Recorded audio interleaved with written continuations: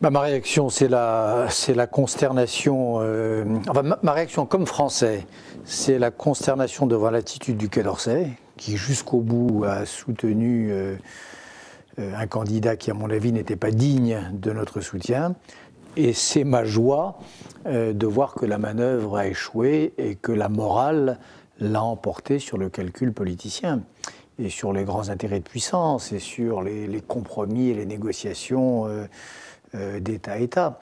Victoire d'une femme, victoire d'un petit pays, victoire d'un pays qui sait ce que c'est que le massacre d'une culture et sa résurrection, la Bulgarie, et victoire d'une UNESCO qui a connu là peut-être son vrai sursaut.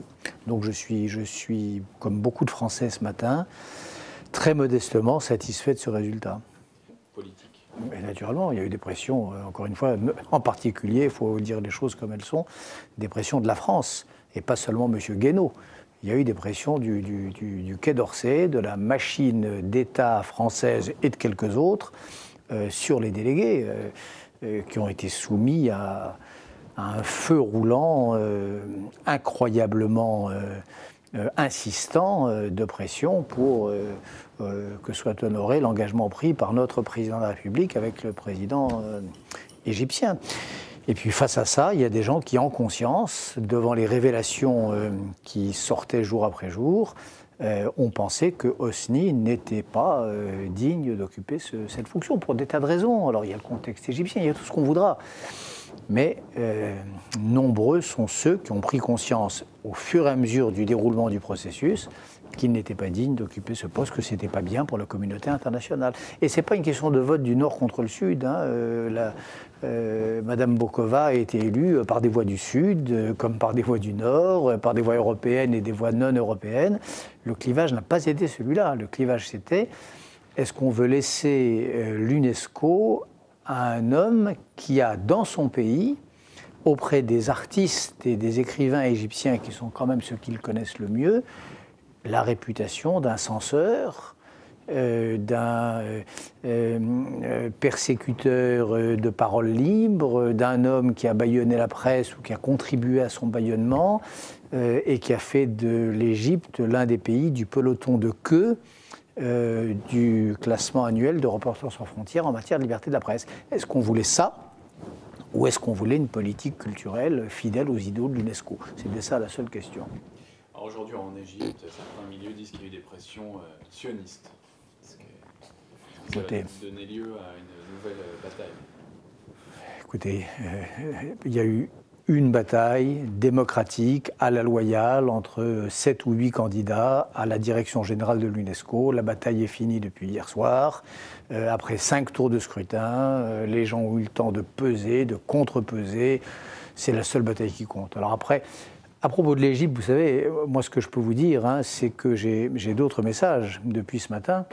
J'ai des messages d'amis égyptiens qui sont soulagés que leur pays ne soit pas représenté par cet homme qui, depuis 20 ans, maintient l'étouffoir sur l'esprit critique et la conscience libre en Égypte. Il faut pas, on voit les choses, ça c'est le côté Quai d'Orsay. Égypte égale Moubarak, et c'est turiféraire et les gens qui l'applaudissent. Bon, l'Égypte, c'est pas que Moubarak, et c'est pas que les flics de la culture qui l'entourent. L'Égypte, c'est un immense peuple, c'est une immense culture, c'est des très grands écrivains, c'est les héritiers de Naguib Mahfouz, bien plus que les petits copains de M. Moubarak et Farouk Hosni.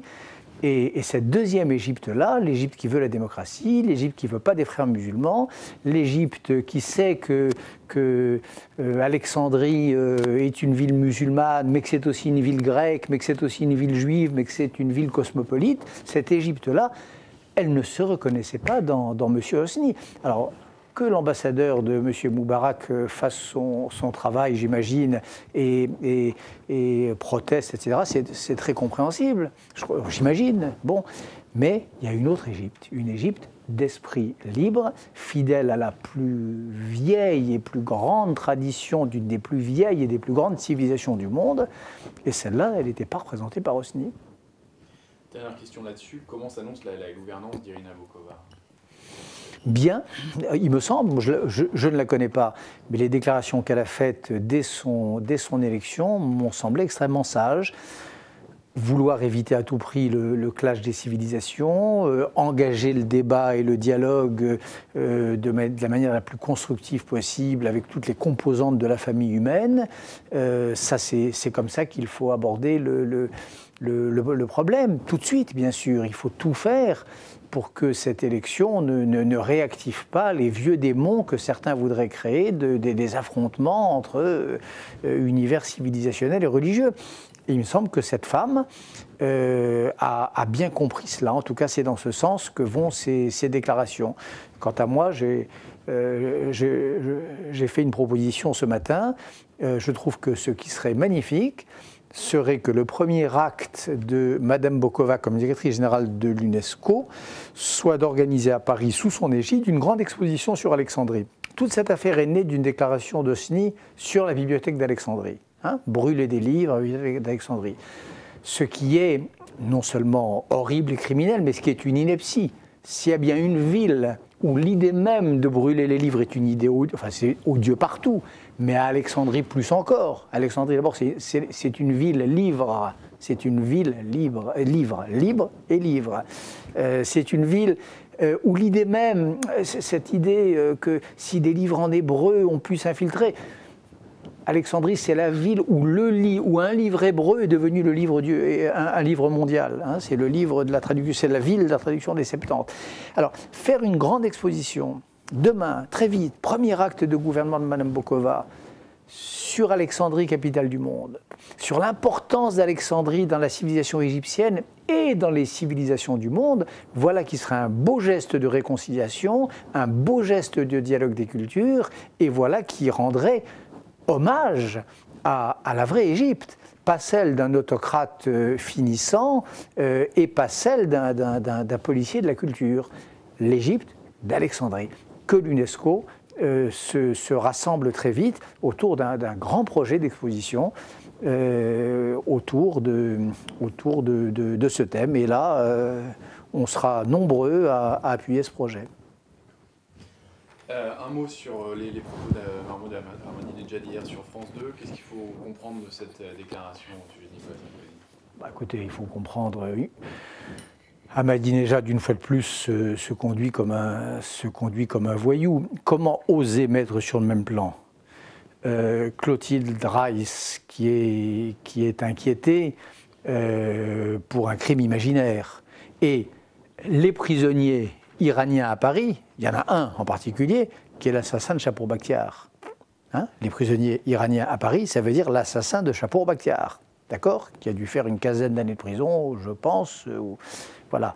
Alors, oser mettre sur le même plan cette jeune femme absolument innocente, sinon d'être animée par l'amour de la démocratie, et puis un homme qui a du sang sur les mains, est une ignominie de plus de cet homme qui nous y a décidément habitués. Donc ignominie, provocation, prise d'otage, chantage, ce sont les méthodes d'Ahmadinejad et il vient d'en donner une nouvelle preuve. Il faut réagir à ça avec évidemment beaucoup de sang-froid. Comment justement Nicolas Sarkozy peut réagir aujourd'hui quand il va lui répondre ce soir? Écoutez, je me garderai bien de suggérer quoi que ce soit. Je crois qu'il faut, la seule chose, il faut traiter ce personnage comme, hélas, le président d'un très grand pays. Donc, bien sûr, on peut pas le moins qu'on puisse dire, c'est qu'il n'est pas quantité négligeable, mais il faut savoir en même temps que c'est un fanatique et un fou. C'est les deux. Voilà. Il y a là 3 paramètres à prendre en compte. Président responsable d'un des pays majeurs de la planète, jadis et aujourd'hui. Un fanatique réellement persuadé que l'imam caché est sur le point de revenir et de venir lui tirer les pieds la nuit et l'exhorter à sortir le glaive de l'empire des derniers jours. Et puis un personnage extrêmement dangereux. Voilà.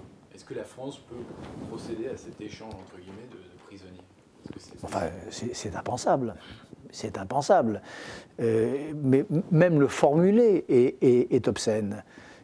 Comment même formuler une équivalence entre cette jeune femme lumineuse, innocente, sous quelques...